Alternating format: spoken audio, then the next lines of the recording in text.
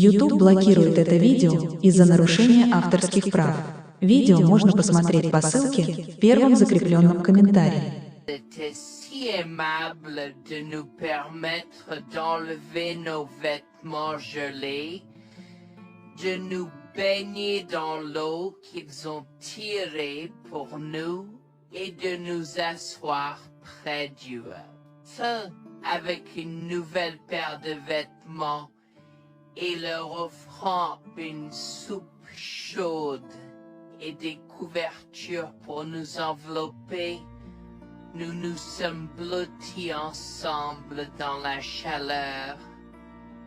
Mes sentiments de colère et de frustration ont commencé à bouillir. Comment ont-ils pu faire ça? J'espère qu'ils viennent dehors. Il y a plus de gens dehors? Nous devons aller les chercher. Non, ne te dérange pas, c'est ma belle-mère et mon mari inutiles. Ils nous ont laissé là pour geler. Tu dis un mensonge. Pourquoi ferais-tu une chose si horrible? Je savais que Becky était toujours comme ça, mais Lucia... Pas moyen qu'il nous ferait ça. Attends une seconde. Becky? Ce nom me dit quelque chose. Est-ce la dame avec une fine silhouette, les lèvres pincées et sérieuses tout le temps? Porte-t-elle des lunettes pourpres et une taupe sur l'aide sa lèvre spéa? La même. Comment la connaissez-vous? Elle a l'habitude de parcourir ces régions, mais c'est bizarre de faire une telle chose pendant cette période où les tempêtes de neige sont abondantes. En fait, je ne l'ai jamais vue dans ces parages pendant cette période de l'année. Maintenant, chérie, s'il te plaît, dis-nous comment tu la connais. Je suis sa belle-fille. Nous sommes venus de Floride parce qu'elle n'avait jamais vu son petit-fils Freddy depuis sa naissance. Je voulais vraiment qu'ils se lient d'amitié et se connaissent, mais Anne semblait désintéressée, même après que nous soyons venus de si loin.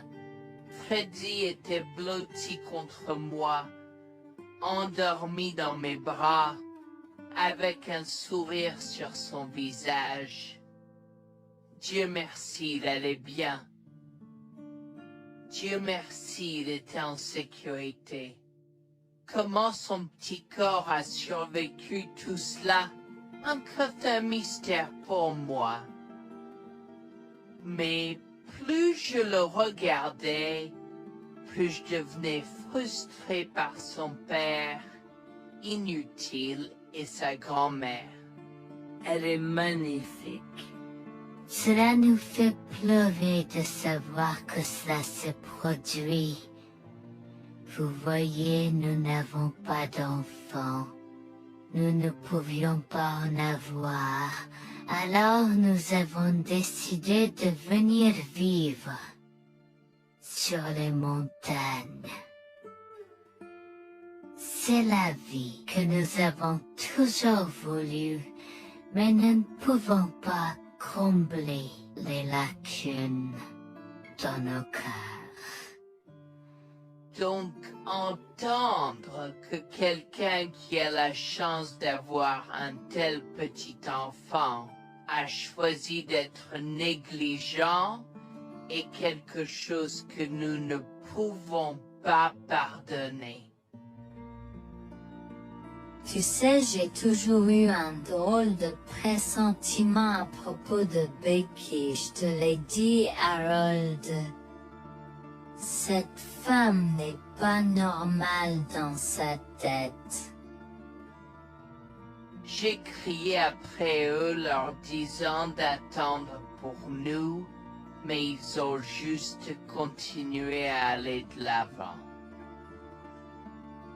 Ils m'entendaient, mais ils choisissaient de ne pas m'écouter. Pourquoi aurait-il fait ça? Parfois, nous ne savons pas pourquoi les gens font les mauvaises choses qu'ils font. Tout ce que nous pouvons faire, c'est faire de notre mieux. Nous avons continué à converser le reste de la soirée, et aussi en colère que je fusse. Avec le stade où je m'ai fait cheveux merger parce que je savais que Lucien et moi étions exécutés. Le matin est venu et il semblait que la tempête de neige se soit calmée. J'ai cherché sur divers sites web pour trouver des rapports météorologiques indiquant que c'était maintenant sûr de se déplacer dans la ville. Et la ville. J'ai échangé des coordonnées avec Georgina et Harold, les remerciant pour tout l'amour et les soins qu'ils nous ont montrés. Il n'y a pas besoin de nous remercier. Nous avons juste fait ce qui était juste. N'importe qui, avec la moitié d'un cœur, aurait fait la même chose. S'il vous plaît, laissez-moi vous accompagner chez vous. Harold et Georgina nous ont accompagnés à la résidence et, oh mon Dieu, nous avons trouvé Lucien et Rebecca assis confortablement sur le porche avant, comme si Freddy et moi étions sur le point de mourir la veille. Je suis sorti de la voiture et j'ai commencé à perdre les pédales. Qu'est-ce qui ne va pas chez vous, les gens? Comment pouvez-vous nous laisser là? Tu nous ralentissais et nous voulions voir la cascade gelée. Est-ce que tu plaisantes? Freddy aurait pu mourir la nuit dernière. Tu t'en fous, vous, Lucien? Pour être juste, tu aurais pu simplement rester à la maison si tu n'étais vraiment pas prêt pour cette aventure. Je jure devant Dieu, à ce moment-là, ma vision est devenue rouge. J'étais prêt à attaquer, à donner des coups de pied, à crier et à hurler pour que le monde entier entende à quel point ces gens étaient horribles. Non seulement ils nous ont laissés là, mais ils semblaient ne pas se soucier de ce qu'ils avaient fait. C'était presque comme s'ils essayaient de nous tuer. Avant que je ne puisse lancer une série d'actions et de mots qui ne pourraient pas être repris, Harold m'a retenu, me disant de me calmer, car Freddy était toujours dans la voiture avec Georgina. En assistant à toute cette scène, Il m'a fallu un moment pour me calmer. Mais même si j'avais calmé, j'étais toujours agressif et argumentatif. Vous nous avez laissés là. Nous aurions pu mourir, Lucien. Tu t'en fous de ça? Tu t'en fous que ta mère ait essayé de nous tuer? Ne sois pas dramatique, Noémie. Elle n'essayait pas de faire ça. Regarde, la raison pour laquelle nous ne sommes pas revenus te chercher est parce que nous savions que tu trouverais de l'aide et un abri. Je veux dire, tu as toi-même indiqué cette cabane, n'est-ce pas?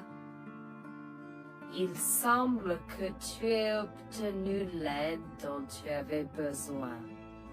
Pas grâce à toi ou à ta mère. Je n'arrive pas à croire ce que j'entends en ce moment. Assez, tout le monde. Ne me donne pas mal à la tête. Comment peux-tu être si froid et sans cœur envers ta femme? J'ai la moitié d'une idée de venir te frapper. Essaie, vieil homme. Je te mets au défi. Écoute, Noémie. Je suis désolée que tu n'aies pas pu gérer un peu le mauvais temps, mais je jure qu'il n'y avait aucune mauvaise intention de ma part. Écoute, Noémie, je suis désolé que tu n'aies pas pu gérer un peu le mauvais temps, mais je jure qu'il n'y avait aucune mauvaise intention de ma part. Oh oui. Pourquoi diable irais-tu faire de la randonnée à cette période de l'année? Nous ne te voyons jamais pendant cette période, alors quoi maintenant? Pourquoi maintenant quand tu as un enfant qui ne voulait que se connecter avec toi? Quelqu'un pourrait argumenter que ce niveau de négligence grossière était intentionnel, Becky. Tu es une personne malade et pathétique. Cela a semblé faire fondre l'extérieur froid et dur de Becky, qui avait l'air douloureuse, du moins pendant un instant, avant de revenir à son extérieur de méchante sorcière de l'Ouest. Je ne sais pas ce que tu essaies d'insinuer, mais si tu cherches une bataille, je peux t'assurer que tu la perdras. Tu oublies que je suis une femme riche. J'ai accès au meilleur. Voyons comment ton petit argument va se passer en cours, vieil homme. Vous êtes pas là avec votre malade joueuse sourire. Je souhaite que vous restiez fiers. Tu sais quoi, Noémie? Je m'en fiche maintenant.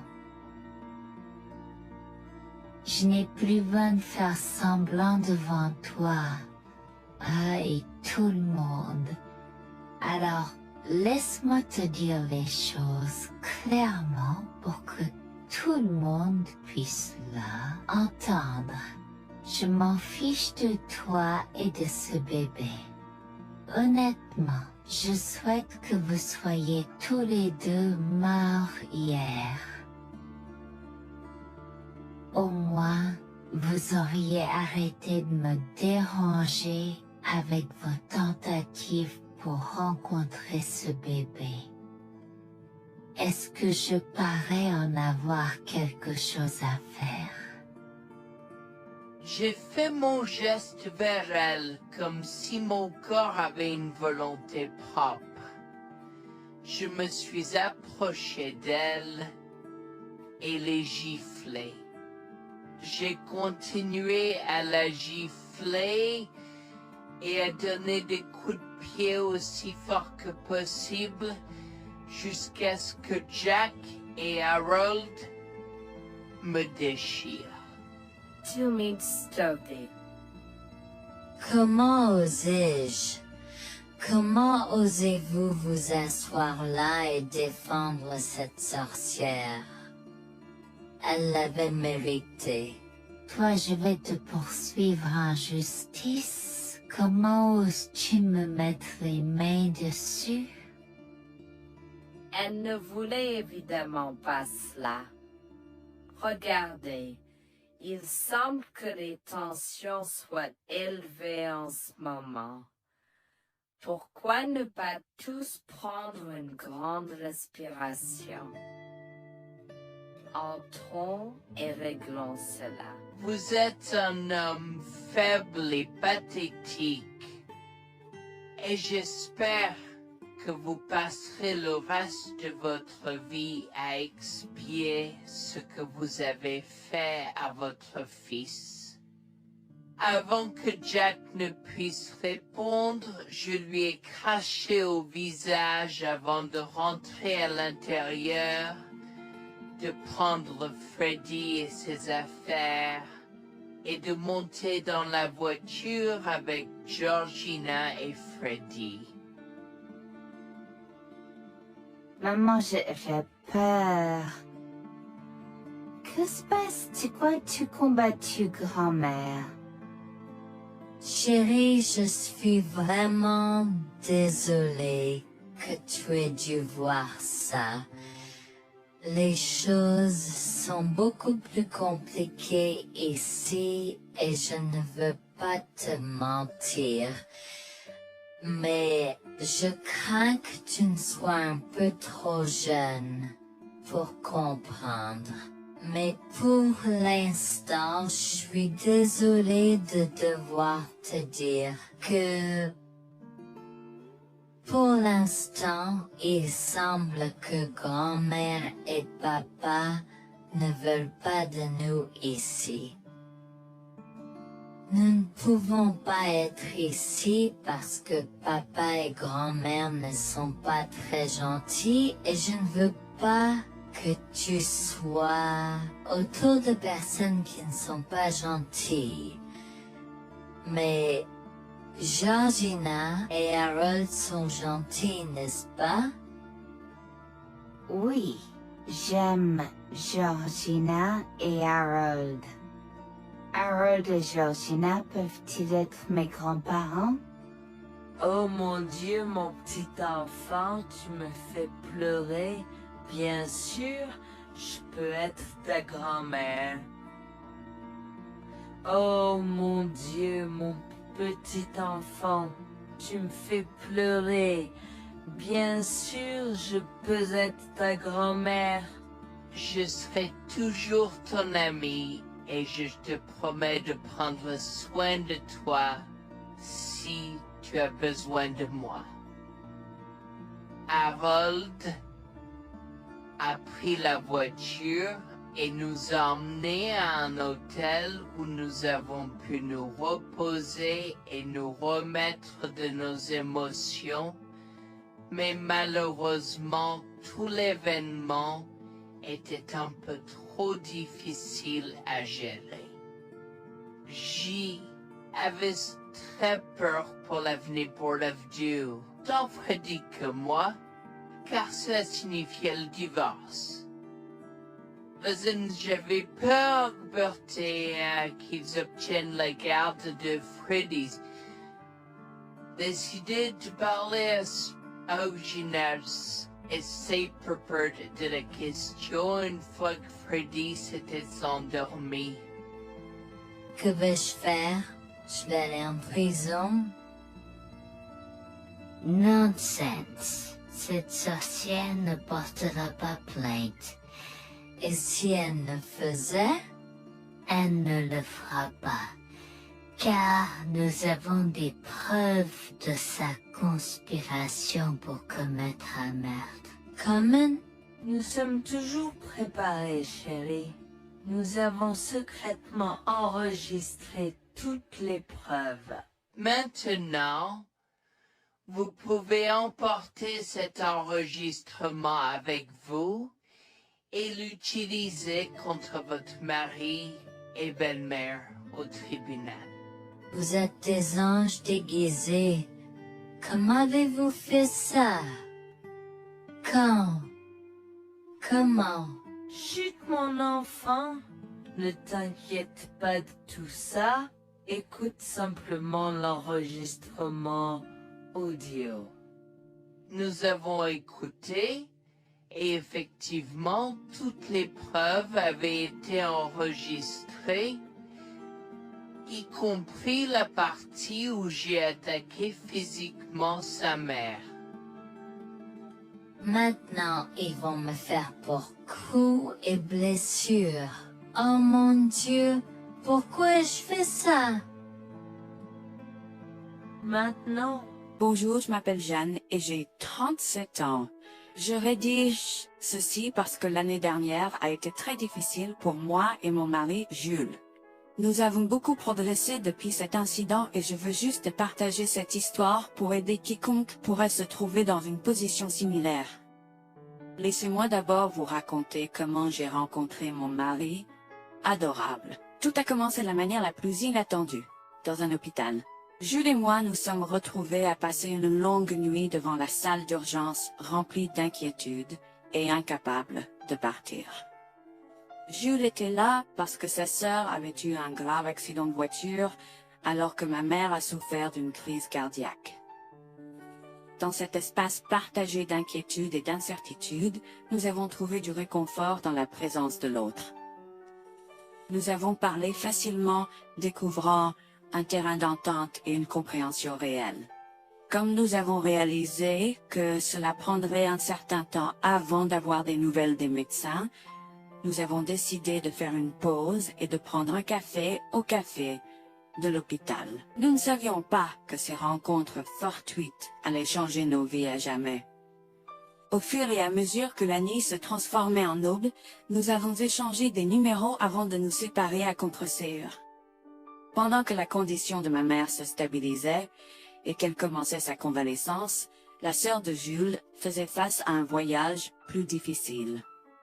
L'accident l'avait laissée avec de graves lésions de la moelle épinière et des blessures cérébrales, et elle était paralysée de la taille aux pieds.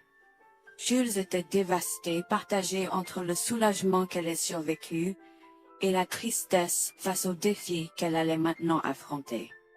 Au cours des mois suivants, Jules et moi sommes restés en contact, nous nous soutenons émotionnellement pendant les convalescences de nos proches. Nos conversations ont progressivement changé, nous permettant de partager nos espoirs, nos rêves et nos peurs. Dans l'un de ces échanges sincères, Jules a eu le courage de m'inviter à prendre un café, un rappel significatif de l'endroit où notre connexion avait d'abord fleuri. Notre amour a grandi rapidement, alimenté par la fondation que nous avons construite pendant nos moments les plus sombres. Welfare vers la réalité de l'autre et avons avoir retecté. Cela n'a pas pris longtemps pour que nous réalisions que nous avions trouvé quelque chose de vraiment spécial. Après 2 ans de fréquentation, Jules m'a demandé en mariage. Avec une joie débordante, j'ai dit oui avec enthousiasme. Notre mariage était une petite et intime célébration, honorant l'amour qui est né de nos épreuves partagées. À ce moment-là, la sœur de Jules avait besoin de soins spécialisés, et il, étant le membre de la famille le plus proche, a pris la responsabilité. Cependant, il avait également besoin d'un travail temps plein pour gérer les factures qui s'accumulaient. Inquiète qu'il soit accablé, Jules a travaillé sans relâche pour subvenir aux besoins de sa sœur et de notre avenir ensemble. Un jour, je l'ai assis et l'ai rassuré en lui disant que nous étions une équipe faisant le défi de la vie ensemble. Chérie, j'ai besoin de te parler de quelque chose d'important. S'il te plaît, prends place. De quoi s'agit-il? Tu as l'air sérieuse, tout va bien? D'une certaine manière, non. Je t'ai vu lutter pendant un certain temps maintenant. Tu sais que tu peux me demander de l'aide, n'est-ce pas? Bien sûr que je le sais. Je ne veux juste pas t'imposer mes problèmes, tu sais. Mon chéri, nous sommes une équipe. Je veux que tu te souviennes toujours de ça. Nous faisons face aux défis de la vie ensemble et il n'y a rien d'individuel dans notre relation, seulement la nôtre. Je veux te soutenir, toi et ta sœur, de toutes les manières possibles. Cela signifie beaucoup pour moi, bébé. Tu as été incroyable tout au long de tout cela. Je ne sais pas ce que je ferais sans toi. C'est exactement pourquoi je voulais en parler. J'ai réfléchi à la prise en charge d'Abby et à l'impact que cela a sur ton travail. Et si nous envisageons de la placer dans une maison de retraite? Et avant que tu ne poses la question, je connais une bonne où ma grand-mère était vraiment heureuse. Elle a même préféré cela à vivre à la cimetière. Je ne sais pas, je veux dire, c'est une décision importante et risquée à prendre. Je comprends, mais réfléchis, Greg. Cela permettrait de te trouver un meilleur emploi payant pour que nous puissions nous assurer qu'Abby reçoit les soins qu'elle mérite. Nous pouvons la visiter régulièrement et être toujours là pour elle. Mais cela soulagerait une partie de la charge sur tes épaules. Tu as raison. C'est un choix difficile, mais je fais confiance à ton jugement. Je suis heureuse que tu me laisses enfin t'aider. Crois-moi, les choses sont plus faciles quand on peut partager ses fardeaux avec quelqu'un. Je veux dire, c'est comme ça que nous nous sommes trouvés, non? Comment pourrais-je jamais l'oublier? Je t'aime tellement. Merci de rester à mes côtés. Tais-toi, pas besoin de remerciements. Tu sais que je serai toujours là pour toi. Je t'aime aussi, chérie. Jax m'a fait confiance et nous avons trouvé une maison de retraite pour Abby. Au cours des prochains mois, Jax a trouvé un travail mieux rémunéré et a rendu visite à sa sœur tous les jours. Le rétablissement d'Abby a progressé de manière surprenante bien qu'elle soit paralysée. Elle a commencé à se déplacer dans la maison de retraite dans son fauteuil roulant, déterminée à explorer. La maison de retraite permettait aux résidents de sortir avec des membres de leur famille enregistrés, alors je lui ai envoyé une allocation mensuelle pour l'aider à s'amuser. La mère de Jax, Grégoire, a entendu parler de son dévouement au bien-être d'Abby et des efforts qu'il a déployés pour s'occuper d'elle. Grégoire est venu à notre domicile, les larmes aux yeux, pour exprimer à quel point il était fier de son fils, Orap. Mère, pourquoi pleures-tu? Qu'est-ce qui ne va pas? Je veux juste que tu saches à quel point je suis fier de toi, Jules. Tu as montré une telle force et compassion en prenant soin d'Abby. Je ne pourrais pas être plus fier d'avoir élevé un fils aussi merveilleux. Eh bien, merci, mère. Je fais juste ce que je peux pour Abby. C'est pas facile, mais je l'aime et je veux m'assurer qu'elle va bien. Tu as fait plus que suffisamment, mon chéri. Je ne veux pas que tu portes ce fardeau seul. Je veux prendre le relais et rendre visite à Abby plus fréquemment. Tu dois te concentrer sur ton travail et ta propre vie. Abby sera bien prise en charge. Fais-moi confiance. Eh bien, ce n'est pas comme si je l'avais fait seule. Jeanne a été à mes côtés, me soutenant à chaque étape du chemin. Nous sommes une équipe et nous sommes tous les deux engagés dans le bien-être d'Abby. Oh, je sais que Jeanne a été là, mais tu as fait tellement, Jules. Il est temps que tu priorises ta propre vie et ta carrière. Abby sera entre de bonnes mains. Fais-moi confiance. D'accord, mère, si tu es sûre de toi, alors j'accepterai. Mais je veux que tu saches que c'était un plaisir de prendre soin d'Abby et que je serai toujours là pour elle, quoi qu'il arrive. Je t'apprécie, Jules, mais il est temps pour toi et Jeanne de vous concentrer sur vos futurs. Fais-moi confiance, ce sera pour le mieux. D'accord, mère, si tu crois que c'est la bonne chose à faire, alors j'irai avec. Promets juste de bien t'occuper d'Abby. Je te le promets, maman, tu peux compter sur moi. Maintenant, m'en va et concentre-toi sur ton travail. Laisse-moi m'occuper de la garde d'Abby. J'ai trouvé l'intérêt subi de Grégoire pour Abby un peu étrange, mais je me suis tue car je savais que ce moment était important pour Jules. L'année suivante, Jules s'est concentré sur son travail et obtenu une augmentation. J'ai également obtenu une augmentation, ce qui nous a permis d'augmenter l'allocation mensuelle de Bal d'Abby. Grégoire a tenu sa promesse, mais il y avait un piège. Il a toujours insisté pour que nous restions occupés par le travail et nous a rappelé à quel point Abby était heureuse avec plus d'argent. Il nous a grondé si nous voulions la visiter et a prétendu qu'il savait ce qui était le mieux pour elle. Grégoire nous a fait appeler avant de rendre visite à Abby, donc il a contrôlé notre accès à elle. En conséquence, nous l'avons vue de moins en moins, mais nous avons continué à lui envoyer l'allocation chaque mois. Je me sentais mal à l'aise par la situation. L'attitude possessive et le comportement contrôlant soudain de Grégoire m'inquiétaient. Il semblait toujours avoir des excuses lorsque Jules avait besoin d'aide avec Abby dans le passé. Cependant, je n'ai rien dit car je savais à quel point Abby était importante pour Jules. Malgré les défis, Jules et moi sommes restés engagés à soutenir Abby. Nous avons tenu notre promesse de fournir une assistance financière, même si nous ne pouvions pas être avec elle autant. Nous avons cru qu'Abby méritait les meilleurs soins. Même si nous ne pouvions pas être avec elle autant, nous avons cru qu'Abby méritait les meilleurs soins et le bonheur, et nous voulions qu'elle ait les moyens de profiter de la vie à fond. Un jour, Jules était un peu trop submergé par le manque d'Abby. Nous étions tous les deux beaucoup impliqués dans le travail et n'avions pas eu le temps de lui rendre visite. Nous avons décidé de lui rendre visite sur un coup de tête.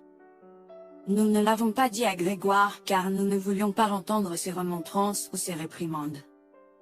Avant d'arriver à la maison de retraite, Jules et moi nous sommes arrêtés au supermarché pour acheter à Abby toutes ses collations préférées.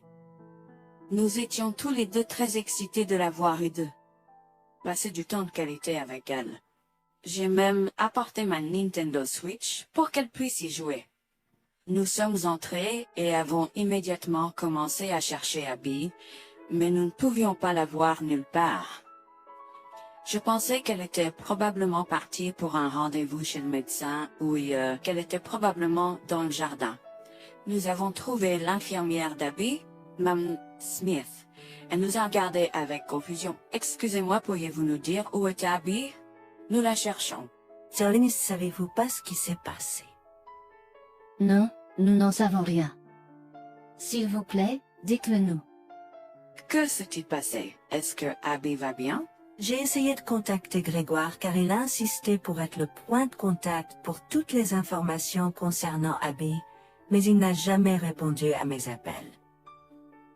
S'il vous plaît, dites-nous simplement ce qui s'est passé. Est-ce que Abby va bien? Je suis vraiment désolée de vous apprendre cette nouvelle.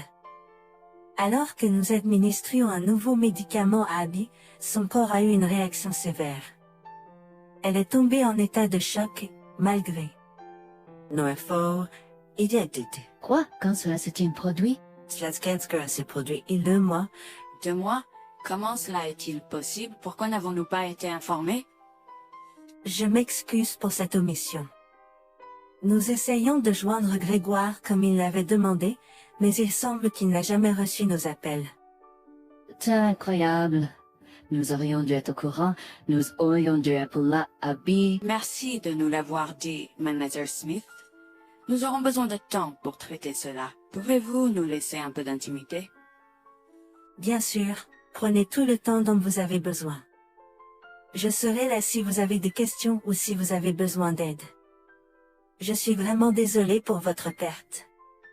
Je pouvais sentir le monde de Jules s'effondrer et le mien aussi. Bien que Abby ne soit pas ma propre sœur, je la traitais comme telle. Je m'efforçais de la connaître. Au fil du temps, je suis absolument tombée amoureuse d'elle. Nous étions comme des sœurs. Abby a été si pleine de vie malgré sa situation. Jules était un désordre de larmes, pendant que je ne pouvais tout simplement pas me résoudre à pleurer. Je me sentais tellement engourdie. Je ne pouvais pas croire que Abby était partie. Je me sentais tellement coupable qu'elle ait souffert toute seule. Je me sentais tellement coupable de ne jamais avoir pris le temps de la rencontrer.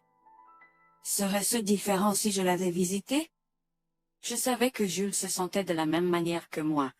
Je savais que nous ne pouvions pas continuer à rester là et à pleurer. Alors je l'ai guidée gentiment hors de l'installation. Le trajet de retour à la maison était silencieux, alors que le chagrin enveloppait nos âmes. Quand nous sommes arrivés à la maison, nous nous sommes tous les deux effondrés en pleurs dans les bras, un de l'autre. Nous avons pleuré et pleuré pendant ce qui semblait être des heures. Jules était furieux que nous n'ayons même pas pu dire au revoir à Abby. Je me sentais de la même façon. De plus, j'étais triste que Abby n'ait probablement jamais eu de funérailles non plus. À ce moment-là, j'ai eu une soudaine réalisation qui m'a frappé dur. Grégoire était censé prendre soin de Abby, mais quelque chose n'allait pas. J'ai demandé à Jules s'il avait entendu quoi que ce soit de sa mère, mais il n'avait rien entendu. Alors que nous rassemblions les pièces, la colère bouillonnait en nous. Nous avons réalisé à quel point Grégoire nous avait manipulés avec soin, nous volant notre connexion à Abby et profitant de notre gentillesse. Le fait qu'elle ait probablement pris toute l'allocation d'Abby pour elle-même, la laissant sans rien, a encore plus attisé notre colère. Jules était prêt à confronter sa mère, mais j'ai réussi à réfléchir plus clairement. Chérie, je sais que tu es furieux et veux confronter ta mère, mais réfléchis en grec. Je ne veux pas y réfléchir. Je veux lui demander pourquoi elle a fait ça. Qu'a-t-elle gagné à faire ça à Abby? Moi aussi, je veux savoir la même chose, mais tu sais qu'elle niera tout ce que nous disons ou trouvera un moyen de nous blâmer pour tout. Regarde, le jour où nous donnons habituellement l'allocation d'Abby approche bientôt. Que se passera-t-il si Grégoire se présente à notre porte en réclamant l'argent? Tu penses qu'elle oserait se montrer ici après tout ce qu'elle a fait? C'est possible, chérie. Si elle le fait, ce sera son aveu involontaire envers nous. Nous pourrons l'utiliser comme preuve. Oui, et puis, nous pourrons exposer ses méfaits maléfiques à tous. Exposer sa méchanceté devant tout le monde peut ne pas être la meilleure chose à faire pour l'instant. Réunissons des preuves et engageons une action en justice à la place. D'accord, tu as raison. Nous devons aborder cela de manière stratégique. Nous allons suivre ton plan et rassembler les preuves dont nous avons besoin. Il est temps que Grégoire fasse face aux conséquences de ses actes. Nous avons tous deux pris une semaine de congé. En retournant dans la maison de retraite, nous avons recueilli le certificat de décès d'Abby comme preuve. Nous avons également consulté un avocat pour porter plainte contre Grégoire pour avoir volé une personne handicapée. Comme je l'avais prévu, Grégoire est venu frapper à notre porte en réclamant l'allocation de sa fille. Où est l'allocation d'Abby? J'attends. Pourquoi devrions-nous envoyer l'argent d'Abby à toi, mère? Qu'as-tu fait pour elle? Qu'est-ce que j'ai fait? Tu veux dire ce que je n'ai pas fait pour cet enfant insolent? Attends une minute, Grégoire. Comment as-tu exactement pris soin d'Abby? Je lui achète toute la nourriture qu'elle veut, et je réponds à tous ses caprices. Je m'assure même qu'elle prend ses médicaments quand je la visite. C'est génial. Quand as-tu vu Abby pour la dernière fois? Je l'ai visitée hier. Je suis seulement ici parce qu'elle s'inquiète que tu ne lui aies pas envoyé son allocation. Comment oses-tu mentir à mon visage? Je ne mens pas. Qu'est-ce que tu veux dire? Comment oses-tu m'accuser de mentir? Tu es aussi ingrat qu'Abby. Sans hésiter, je tends à Grégoire le certificat de décès d'Abby, ma dégoût visible dans mes yeux, alors qu'elle le regarde avec stupeur. Grégoire a vacillé, tentant de s'excuser. Quoi? Non, ce n'est pas vrai. Ma petite fille. Je suis désolé, Jules. Je suis désolé. Enregistre tes excuses, mère. Tu n'as fait que l'insulter depuis que tu es arrivée. Tu es dégoûtante. Nous avons déjà engagé des poursuites judiciaires contre toi pour tes crimes. Nous avons des preuves de ta négligence. À bien, tribunal. S'il te plaît, Jules, ne fais pas ça. Je souffre autant que toi. S'il te plaît. Arrête. Quitte notre maison et ne nous adresse plus jamais la parole. Nous ne voulons plus rien avoir à faire avec toi. S'il te plaît, ne me conduis pas en justice. Je suis désolé. Il est trop tard pour les excuses. Tu as fait tes choix et tu devras maintenant assumer les conséquences de tes actes. Petit à petit, Jules et moi avons pris des précautions et enregistré notre conversation avec Grégoire. Cette preuve supplémentaire a joué en notre faveur et la Cour a statué que Grégoire devait nous rembourser, y compris les taux d'intérêt similaires à ceux pratiqués par les banques. Elle devra nous verser des mensualités pendant les prochaines années. Jules est allé plus loin et a partagé l'enregistrement avec le reste de sa famille élargie. Par conséquent, Grégoire a fait face à l'exclusion de sa propre famille. Jules et moi avons pleuré ensemble pendant longtemps. La douleur était profonde, mais lentement, nous avons commencé à guérir. Nous avons pris une décision ferme de couper tout contact avec Grégoire. Le seul rappel de son existence était les paiements mensuels. La décision ferme de couper tout contact avec Grégoire. Le seul rappel de son existence était les paiements mensuels qu'il faisait pour nous rembourser. Nous nous sommes concentrés sur notre guérison et sur la reconstruction de nos vies. Au final, la justice a prévalu et notre amour pour Abby est resté inébranlable. Nous avons honoré sa mémoire, en chérissant le temps que nous avions passé avec elle, et en montrant de l'amour et des soins aux autres dans le besoin. Notre parcours a été rempli de défis et de chagrins, mais il nous a également appris le pouvoir de la résilience et la force de notre lien. Jules et moi avons entrepris un voyage de guérison, en reprenant nos vies en main, à partir des décombres de la trahison. Nous nous sommes accrochés aux précieux souvenirs d'Abby, chérissant l'amour et la joie qu'elle nous a apportés. Bien que la douleur persiste, nous trouvons du réconfort dans le fait que nous avons combattu pour la justice et que nous avons honoré l'esprit d'Abby.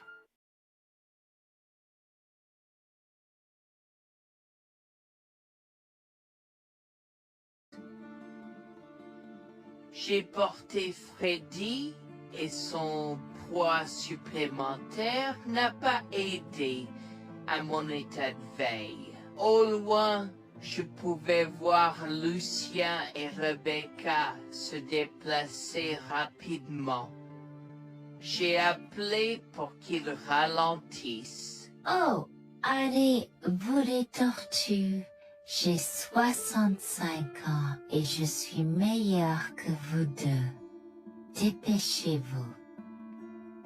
Comme je l'ai mentionné précédemment, nous rions pas souvent. Dépêche-toi, tu vas rater la meilleure partie. Quoi, je ne t'entends pas? S'il te plaît, ralentis. À ce stade, Jack et Rebecca semblaient avoir disparu.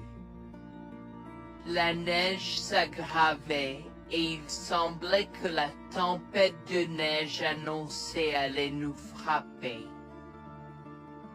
Tout autour de nous n'était que blanc. Freddy a commencé à pleurer et je m'inquiétais de plus en plus.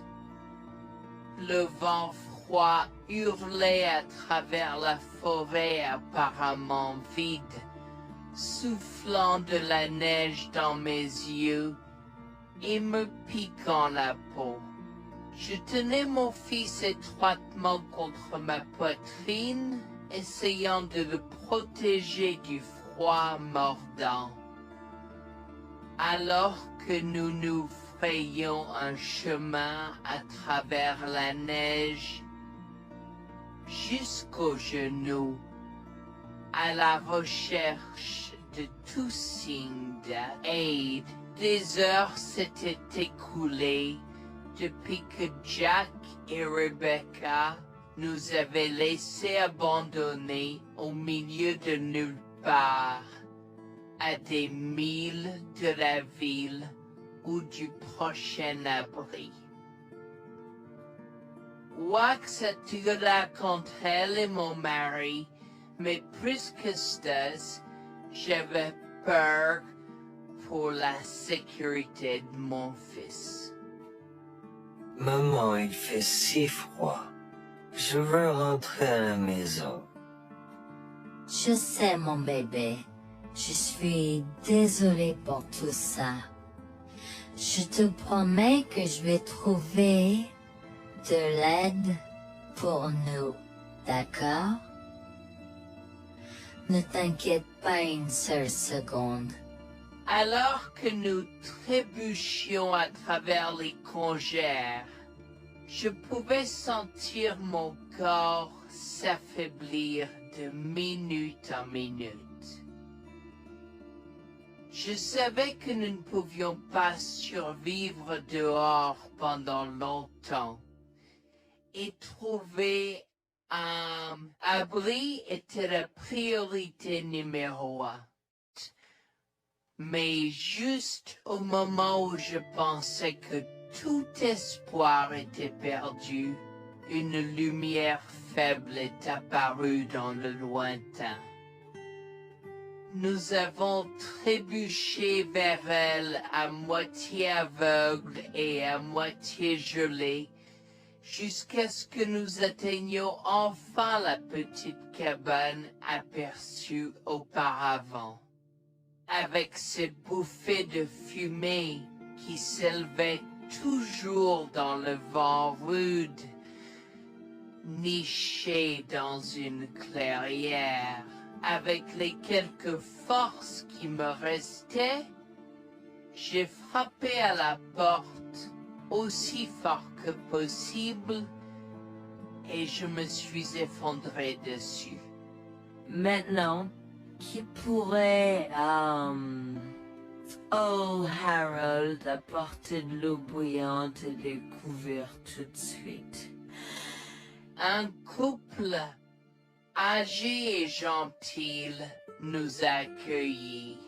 Ils étaient si aimables de nous permettre d'enlever nos vêtements gelés, de nous baigner dans l'eau qu'ils ont tirée pour nous et de nous asseoir près du feu avec une nouvelle paire de vêtements et leur offrant une soupe chaude et des couvertures pour nous envelopper. Nous nous sommes blottis ensemble dans la chaleur. Mes sentiments de colère et de frustration ont commencé à bouillir. Comment ont-ils pu faire ça? J'espère qu'ils viennent dehors. Il y a plus de gens dehors? Nous devons aller les chercher. Non, ne te dérange pas, c'est ma belle-mère et mon mari inutiles. Ils nous ont laissé là pour geler. Tu dis un mensonge. Pourquoi ferais-tu une chose aussi horrible? Je savais que Becky était toujours comme ça, mais Lucia, pas moyen qu'il nous ferait ça. Attends une seconde. Becky, ce nom me dit quelque chose. Est-ce cette dame avec une fine silhouette, les lèvres pincées et sérieuses tout le temps? Porte-t-elle des lunettes pourpres et une taupe sur l'aide sa lèvre spéa? La même. Comment la connaissez-vous? Elle a l'habitude de parcourir ces régions, mais c'est bizarre de faire une telle chose pendant cette période où les tempêtes de neige sont abondantes. En fait, je ne l'ai jamais vue dans ces parages. pendant cette période de l'année. Maintenant, chérie, s'il te plaît, dis-nous comment tu la connais. Je suis sa belle-fille. Nous sommes venus de Floride parce qu'elle n'avait jamais vu son petit-fils Freddy depuis sa naissance. Je voulais vraiment qu'ils se lient d'amitié et se connaissent, mais Anne semblait désintéressée, même après que nous soyons venus de si loin. Freddy était blotti contre moi, endormi dans mes bras, avec un sourire sur son visage. Dieu merci, il allait bien. Dieu merci, il était en sécurité. Comment son petit corps a survécu tout cela? Encore un mystère pour moi. Mais plus je le regardais, plus je devenais frustré par son père, inutile, et sa grand-mère. Elle est magnifique. Cela nous fait pleurer de savoir que cela s'est produit. Vous voyez, nous n'avons pas d'enfants. Nous ne pouvions pas en avoir. Alors nous avons décidé de venir vivre sur les montagnes. C'est la vie que nous avons toujours voulu, mais nous ne pouvons pas combler les lacunes dans nos cœurs. Donc, entendre que quelqu'un qui a la chance d'avoir un tel petit enfant a choisi d'être négligent est quelque chose que nous ne pouvons pas pardonner. Tu sais, j'ai toujours eu un drôle de pressentiment à propos de Becky, je te l'ai dit, Harold. Cette femme n'est pas normale dans sa tête. J'ai crié après eux leur disant d'attendre pour nous, mais ils ont juste continué à aller de l'avant. Ils m'entendaient, mais ils choisissaient de ne pas m'écouter. Pourquoi aurait-il fait ça? Parfois, nous ne savons pas pourquoi les gens font les mauvaises choses qu'ils font. Tout ce que nous pouvons faire, c'est faire de notre mieux. Nous avons continué à converser le reste de la soirée, et aussi en colère que je fusse. Avec le stade où je m'ai fait cheveux merger parce que je savais que Lucien et moi étions exécurés de lui. Le matin est venu et il semblait que la tempête de neige se soit calmée. J'ai cherché sur divers sites web pour trouver des rapports météorologiques indiquant que c'était maintenant sûr de se déplacer dans la ville. Et la ville.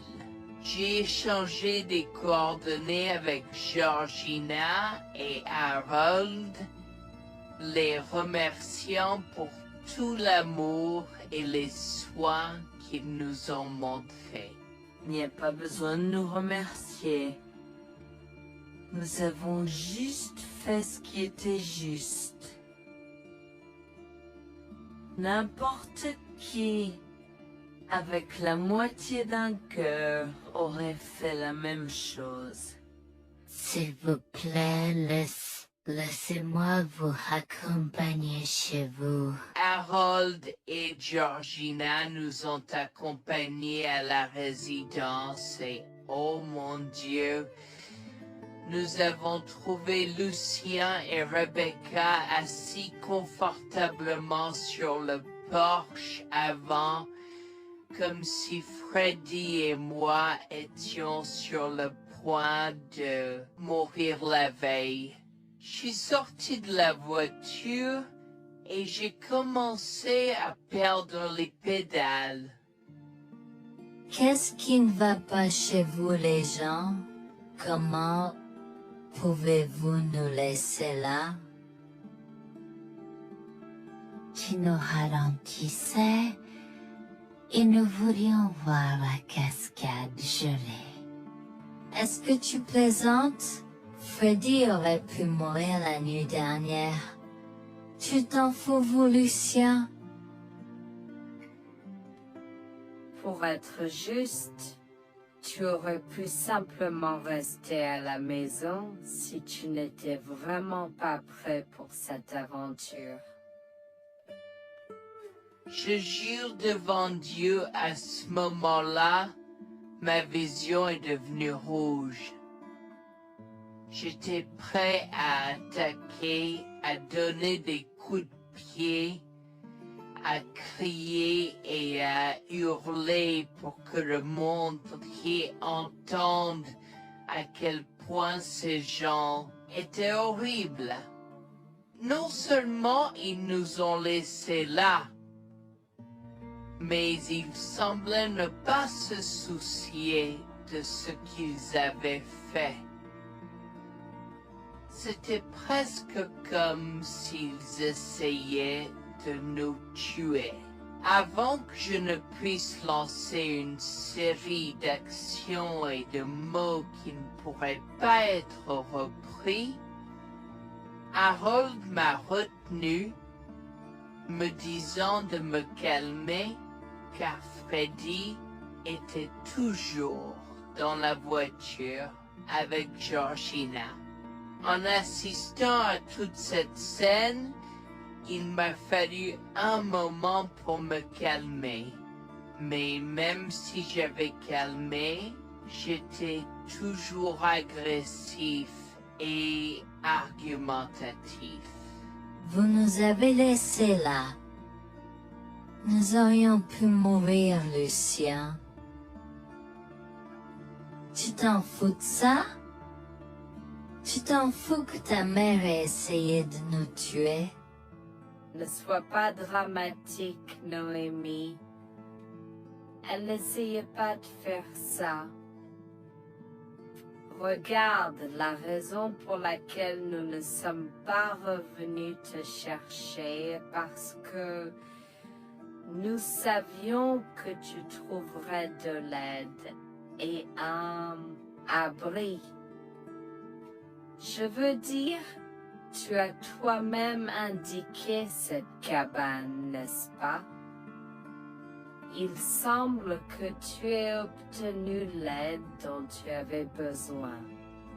Pas grâce à toi ou à ta mère. Je n'arrive pas à croire ce que je entends ce moment. Assez, tout le monde. Ne me donne pas mal à la tête. Comment peux-tu être si froid et sans cœur envers ta femme? J'ai la moitié d'une idée de venir te frapper. Essaie, vieil homme. Je te mets au défi. Écoute, Noémie. Je suis désolée que tu n'aies pas pu gérer un peu le mauvais temps, mais je jure qu'il n'y avait aucune mauvaise intention de ma part. Écoute, Noémie, je suis désolé que tu n'aies pas pu gérer un peu le mauvais temps, mais je jure qu'il n'y avait aucune mauvaise intention de ma part. Oh oui.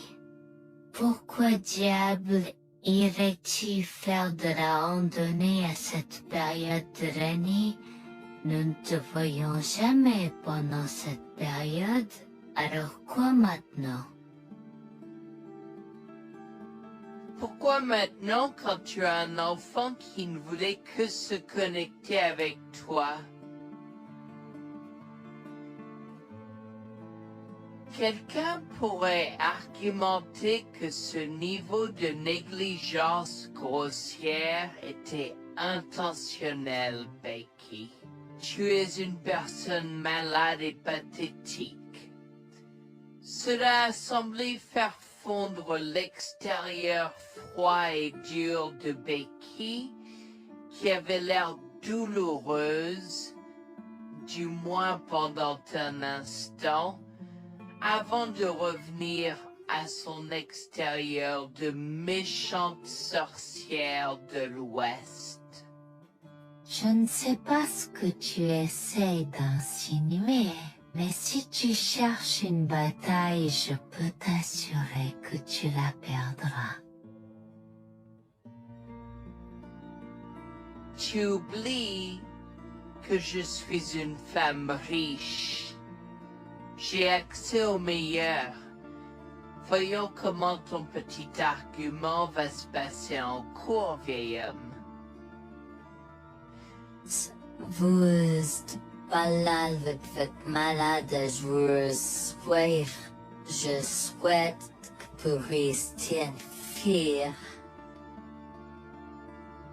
Tu sais quoi, Noémie? Je m'en fiche maintenant. Je n'ai plus besoin de faire semblant devant toi et tout le monde. Alors, laisse-moi te dire les choses clairement pour que tout le monde puisse entendre. Je m'en fiche de toi et de ce bébé. Honnêtement, je souhaite que vous soyez tous les deux morts hier. Au moins, vous auriez arrêté de me déranger avec vos tentatives pour rencontrer ce bébé. Est-ce que je parais en avoir quelque chose à faire? J'ai fait mon geste vers elle comme si mon corps avait une volonté propre. Je me suis approché d'elle et l'ai giflée. J'ai continué à la gifler et à donner des coups de pied aussi fort que possible jusqu'à ce que Jack et Harold me déchirent. Tu m'insultes. Comment osais-je? Comment osez-vous vous asseoir là et défendre cette sorcière? Elle l'avait mérité.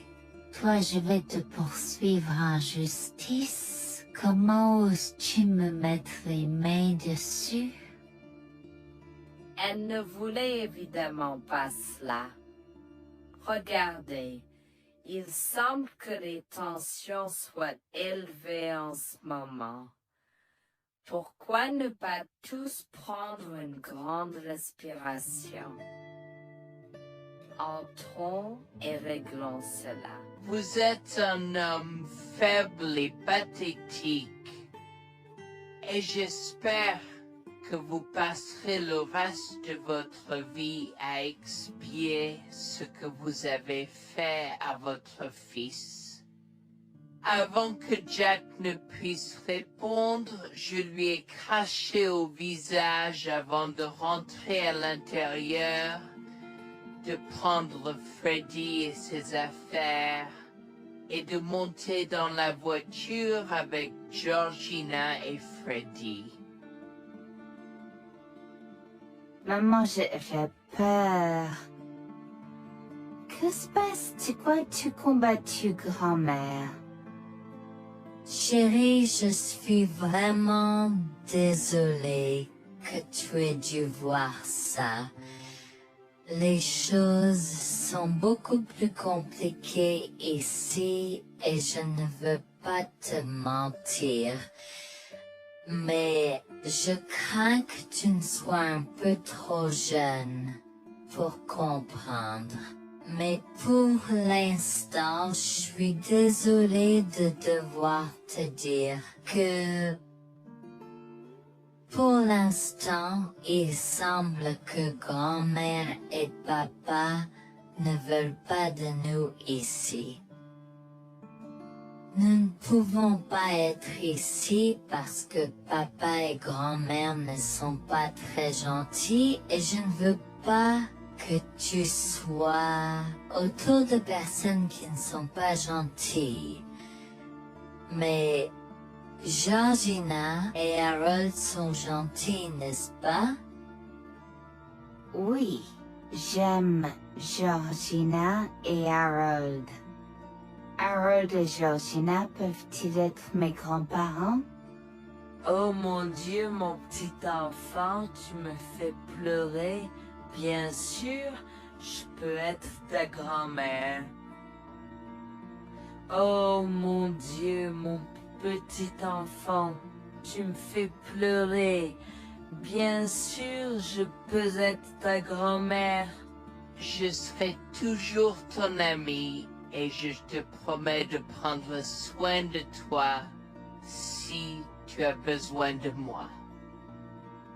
Harold a pris la voiture et nous a emmenés à un hôtel où nous avons pu nous reposer et nous remettre de nos émotions, mais malheureusement tout l'événement était un peu trop difficile à gérer. J'avais très peur pour l'avenir Board of Dieu, tant Freddy que moi, car cela signifiait le divorce.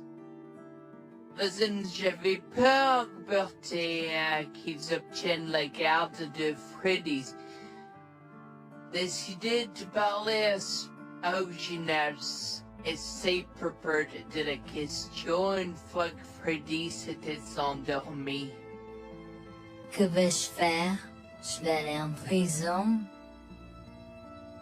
Nonsense. Cette sorcière ne portera pas plainte.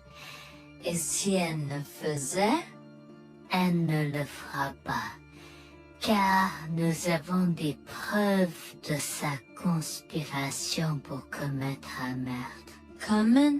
Nous sommes toujours préparés, chérie. Nous avons secrètement enregistré toutes les preuves. Maintenant, vous pouvez emporter cet enregistrement avec vous et l'utiliser contre votre mari et belle-mère au tribunal. Vous êtes des anges déguisés. Comment avez-vous fait ça? Quand? Comment? Chut, mon enfant, ne t'inquiète pas de tout ça. Écoute simplement l'enregistrement audio. Nous avons écouté et effectivement toutes les preuves avaient été enregistrées, y compris la partie où j'ai attaqué physiquement sa mère. Maintenant, ils vont me faire pour coups et blessures. Oh mon Dieu, pourquoi je fais ça? Maintenant. Bonjour, je m'appelle Jeanne et j'ai 37 ans. Je rédige ceci parce que l'année dernière a été très difficile pour moi et mon mari Jules. Nous avons beaucoup progressé depuis cet incident et je veux juste partager cette histoire pour aider quiconque pourrait se trouver dans une position similaire. Laissez-moi d'abord vous raconter comment j'ai rencontré mon mari, adorable. Tout a commencé de la manière la plus inattendue, dans un hôpital. Jules et moi nous sommes retrouvés à passer une longue nuit devant la salle d'urgence remplie d'inquiétude et incapables de partir. Jules était là parce que sa sœur avait eu un grave accident de voiture alors que ma mère a souffert d'une crise cardiaque. Dans cet espace partagé d'inquiétude et d'incertitude, nous avons trouvé du réconfort dans la présence de l'autre. Nous avons parlé facilement, découvrant un terrain d'entente et une compréhension réelle. Comme nous avons réalisé que cela prendrait un certain temps avant d'avoir des nouvelles des médecins, nous avons décidé de faire une pause et de prendre un café au café de l'hôpital. Nous ne savions pas que ces rencontres fortuites allaient changer nos vies à jamais. Au fur et à mesure que la nuit se transformait en aube, nous avons échangé des numéros avant de nous séparer à contre-séance. Pendant que la condition de ma mère se stabilisait et qu'elle commençait sa convalescence, la sœur de Jules faisait face à un voyage plus difficile. L'accident l'avait laissée avec de graves lésions de la moelle épinière et des blessures cérébrales, et elle était paralysée de la taille aux pieds. Jules était dévasté, partagé entre le soulagement qu'elle ait survécu et la tristesse face aux défis qu'elle allait maintenant affronter. Au cours des mois suivants, Jules et moi sommes restés en contact, nous nous soutenons émotionnellement pendant les convalescences de nos proches. Nos conversations ont progressivement changé, nous permettant de partager nos espoirs, nos rêves et nos peurs. Dans l'un de ces échanges sincères, Jules a eu le courage de m'inviter à prendre un café, un rappel significatif de l'endroit où notre connexion avait d'abord fleuri. Notre amour a grandi rapidement, alimenté par la fondation que nous avons construite pendant nos moments les plus sombres. Welfare vers la réalité de l'autre et avons avoir tale. Cela n'a pas pris longtemps pour que nous réalisions que nous avions trouvé quelque chose de vraiment spécial. Après 2 ans de fréquentation, Jules m'a demandé en mariage. Avec une joie débordante, j'ai dit oui avec enthousiasme. Notre mariage était une petite et intime célébration, honorant l'amour qui est né de nos épreuves partagées. À ce moment-là, la sœur de Jules avait besoin de soins spécialisés, et il, étant le membre de la famille le plus proche, a pris la responsabilité. Cependant, il avait également besoin d'un travail temps plein pour gérer les factures qui s'accumulaient. Inquiète qu'il soit accablé, Jules a travaillé sans relâche pour subvenir aux besoins de sa sœur et de notre avenir ensemble. Un jour, je l'ai assis et l'ai rassuré en lui disant que nous étions une équipe faisant le défi de la vie ensemble. Chérie, j'ai besoin de te parler de quelque chose d'important. S'il te plaît, prends place. De quoi s'agit-il? Tu as l'air sérieuse, tout va bien? D'une certaine manière, non. Je t'ai vu lutter pendant un certain temps maintenant. Tu sais que tu peux me demander de l'aide, n'est-ce pas? Bien sûr que je le sais. Je ne veux juste pas t'imposer mes problèmes, tu sais. Mon chéri, nous sommes une équipe. Je veux que tu te souviennes toujours de ça. Nous faisons face aux défis de la vie ensemble et il n'y a rien d'individuel dans notre relation, seulement la nôtre. Je veux te soutenir, toi et ta sœur, de toutes les manières possibles. Cela signifie beaucoup pour moi, bébé. Tu as été incroyable tout au long de tout cela. Je ne sais pas ce que je ferais sans toi. C'est exactement pourquoi je voulais en parler. J'ai réfléchi à la prise en charge d'Abby et à l'impact que cela a sur ton travail. Et si nous envisageons de la placer dans une maison de retraite? Et avant que tu ne poses la question, je connais une bonne où ma grand-mère était vraiment heureuse. Elle a même préféré cela à vivre à Someta. Je ne sais pas, je veux dire, c'est une décision importante et risquée à prendre. Je comprends, mais réfléchis grec. Cela permettrait de te trouver un meilleur emploi payant pour que nous puissions nous assurer qu'Abby reçoit les soins qu'elle mérite. Nous pouvons la visiter régulièrement et être toujours là pour elle. Mais cela soulagerait une partie de la charge sur tes épaules. Tu as raison. C'est un choix difficile, mais je fais confiance à ton jugement. Je suis heureuse que tu me laisses enfin t'aider. Crois-moi, les choses sont plus faciles quand on peut partager ses fardeaux avec quelqu'un. Je veux dire, c'est comme ça que nous nous sommes trouvés, non? Comment pourrais-je jamais l'oublier? Je t'aime tellement. Merci de rester à mes côtés. Tais-toi, pas besoin de remerciements. Tu sais que je serai toujours là pour toi. Je t'aime aussi, chérie. Jax m'a fait confiance et nous avons trouvé une maison de retraite pour Abby. Au cours des prochains mois, Jax a trouvé un travail mieux rémunéré et a rendu visite à sa sœur tous les jours. Le rétablissement d'Abby a progressé de manière surprenante bien qu'elle soit paralysée. Elle a commencé à se déplacer dans la maison de retraite dans son fauteuil roulant, déterminée à explorer. La maison de retraite permettait aux résidents de sortir avec des membres de leur famille enregistrés, alors je lui ai envoyé une allocation mensuelle pour l'aider à s'amuser. La mère de Jax, Grégoire, a entendu parler de son dévouement au bien-être d'Abby et des efforts qu'il a déployés pour s'occuper d'elle. Grégoire est venu à notre domicile, les larmes aux yeux, pour exprimer à quel point il était fier de son fils, Orap. Mère, pourquoi pleures-tu? Qu'est-ce qui ne va pas? Je veux juste que tu saches à quel point je suis fier de toi, Jules. Tu as montré une telle force et compassion en prenant soin d'Abby. Je ne pourrais pas être plus fier d'avoir élevé un fils aussi merveilleux. Eh bien, merci, mère. Je fais juste ce que je peux pour Abby. C'est pas facile, mais je l'aime et je veux m'assurer qu'elle va bien. Tu as fait plus que suffisamment, mon chéri. Je ne veux pas que tu portes ce fardeau seul. Je veux prendre le relais et rendre visite à Abby plus fréquemment. Tu dois te concentrer sur ton travail et ta propre vie. Abby sera bien prise en charge. Fais-moi confiance. Eh bien, ce n'est pas comme si je l'avais fait seule. Jeanne a été à mes côtés, me soutenant à chaque étape du chemin. Nous sommes une équipe et nous sommes tous les deux engagés dans le bien-être d'Abby. Oh, je sais que Jeanne a été là, mais tu as fait tellement, Jules. Il est temps que tu priorises ta propre vie et ta carrière. Abby sera entre de bonnes mains. Fais-moi confiance. D'accord, mère, si tu es sûre de toi, alors j'accepterai. Mais je veux que tu saches que c'était un plaisir de prendre soin d'Abby et que je serai toujours là pour elle, quoi qu'il arrive. Je t'apprécie, Jules, mais il est temps pour toi et Jeanne de vous concentrer sur vos futurs. Fais-moi confiance, ce sera pour le mieux. D'accord, mère, si tu crois que c'est la bonne chose à faire, alors j'irai avec. Promets juste de bien t'occuper d'Abby. Je te le promets, maman, tu peux compter sur moi.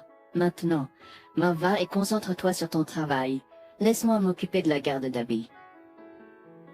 J'ai trouvé l'intérêt subi de Grégoire pour Abby un peu étrange, mais je me suis tue car je savais que ce moment était important pour Jules. L'année suivante, Jules s'est concentré sur son travail et obtenu une augmentation.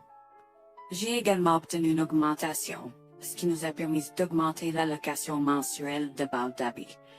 Grégoire a tenu sa promesse, mais il y avait un piège. Il a toujours insisté pour que nous restions occupés par le travail et nous a rappelé à quel point Abby était heureuse avec plus d'argent. Il nous a grondé si nous voulions la visiter et a prétendu qu'il savait ce qui était le mieux pour elle. Grégoire nous a fait appeler avant de rendre visite à Abby, donc il a contrôlé notre accès à elle. En conséquence, nous l'avons vue de moins en moins, mais nous avons continué à lui envoyer l'allocation chaque mois. Je me sentais mal à l'aise par la situation. L'attitude possessive et le comportement contrôlant soudain de Grégoire m'inquiétaient. Il semblait toujours avoir des excuses lorsque Jules avait besoin d'aide avec Abby dans le passé. Cependant, je n'ai rien dit car je savais à quel point Abby était importante pour Jules. Malgré les défis, Jules et moi sommes restés engagés à soutenir Abby. Nous avons tenu notre promesse de fournir une assistance financière, même si nous ne pouvions pas être avec elle autant. Nous avons cru qu'Abby méritait les meilleurs soins. Même si nous ne pouvions pas être avec elle autant, nous avons cru qu'Abby méritait les meilleurs soins et le bonheur, et nous voulions qu'elle ait les moyens de profiter de la vie à fond. Un jour, Jules était un peu trop submergé par le manque d'Abby. Nous nous étions tous les deux beaucoup impliqués dans le travail et n'avions pas eu le temps de lui rendre visite. Nous avons décidé de lui rendre visite sur un coup de tête. Nous ne l'avons pas dit à Grégoire car nous ne voulions pas entendre ses remontrances ou ses réprimandes.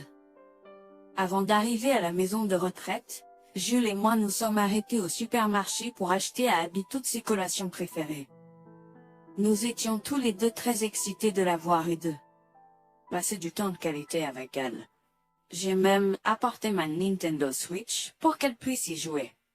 Nous sommes entrés et avons immédiatement commencé à chercher Abby, mais nous ne pouvions pas la voir nulle part. Je pensais qu'elle était probablement partie pour un rendez-vous chez le médecin ou qu'elle était probablement dans le jardin. Nous avons trouvé l'infirmière d'Abby, Mme Smith. Elle nous a regardés avec confusion. Excusez-moi, pourriez-vous nous dire où est Abby? Nous la cherchons. Jolene, ne savez-vous pas ce qui s'est passé? Non, nous n'en savons rien. S'il vous plaît, dites-le nous. Que s'est-il passé? Est-ce que Abby va bien? J'ai essayé de contacter Grégoire car il a insisté pour être le point de contact pour toutes les informations concernant Abby, mais il n'a jamais répondu à mes appels. S'il vous plaît, dites-nous simplement ce qui s'est passé. Est-ce que Abby va bien? Je suis vraiment désolée de vous apprendre cette nouvelle. Alors que nous administrions un nouveau médicament à Abby, son corps a eu une réaction sévère. Elle est tombée en état de choc, malgré nos efforts et d'aide. Quoi? Quand cela s'est-il produit? Cela s'est produit il y a 2 mois. 2 mois? Comment cela est-il possible? Pourquoi n'avons-nous pas été informés? Je m'excuse pour cette omission. Nous essayons de joindre Grégoire comme il l'avait demandé, mais il semble qu'il n'a jamais reçu nos appels. C'est incroyable. Nous aurions dû être au courant, nous aurions dû appeler Abby. Merci de nous l'avoir dit, Manager Smith. Nous aurons besoin de temps pour traiter cela. Pouvez-vous nous laisser un peu d'intimité? Bien sûr, prenez tout le temps dont vous avez besoin. Je serai là si vous avez des questions ou si vous avez besoin d'aide. Je suis vraiment désolée pour votre perte. Je pouvais sentir le monde de Jules s'effondrer et le mien aussi. Bien que Abby ne soit pas ma propre sœur, je la traitais comme telle. Je m'efforçais de la connaître. Au fil du temps, je suis absolument tombée amoureuse d'elle. Nous étions comme des sœurs. Abby a été si pleine de vie malgré sa situation. Jules était un désordre de larmes, pendant que je ne pouvais tout simplement pas me résoudre à pleurer. Je me sentais tellement engourdie. Je ne pouvais pas croire que Abby était partie. Je me sentais tellement coupable qu'elle ait souffert toute seule. Je me sentais tellement coupable de ne jamais avoir pris le temps de la rencontrer. Serait-ce différent si je l'avais visitée? Je savais que Jules se sentait de la même manière que moi. Je savais que nous ne pouvions pas continuer à rester là et à pleurer. Alors je l'ai guidée gentiment hors de l'installation. Le trajet de retour à la maison était silencieux, alors que le chagrin enveloppait nos âmes. Quand nous sommes arrivés à la maison, nous nous sommes tous les deux effondrés en pleurs dans les bras, un de l'autre. Nous avons pleuré et pleuré pendant ce qui semblait être des heures. Jules était furieux que nous n'ayons même pas pu dire au revoir à Abby. Je me sentais de la même façon. De plus, j'étais triste que Abby n'ait probablement jamais eu de funérailles non plus. À ce moment-là, j'ai eu une soudaine réalisation qui m'a frappé dur. Grégoire était censé prendre soin de Abby, mais quelque chose n'allait pas. J'ai demandé à Jules s'il avait entendu quoi que ce soit de sa mère, mais il n'avait rien entendu. Alors que nous rassemblions les pièces, la colère bouillonnait en nous. Nous avons réalisé à quel point Grégoire nous avait manipulés avec soin, nous volant notre connexion à Abby et profitant de notre gentillesse. Le fait qu'elle ait probablement pris toute l'allocation d'Abby pour elle-même, la laissant sans rien, a encore plus attisé notre colère. Jules était prêt à confronter sa mère, mais j'ai réussi à réfléchir plus clairement. Chérie, je sais que tu es furieux et veux confronter ta mère, mais réfléchis en grec. Je ne veux pas y réfléchir. Je veux lui demander pourquoi elle a fait ça. Qu'a-t-elle gagné à faire ça à Abby? Moi aussi, je veux savoir la même chose, mais tu sais qu'elle niera tout ce que nous disons ou trouvera un moyen de nous blâmer pour tout. Regarde, le jour où nous donnons habituellement l'allocation d'Abby approche bientôt.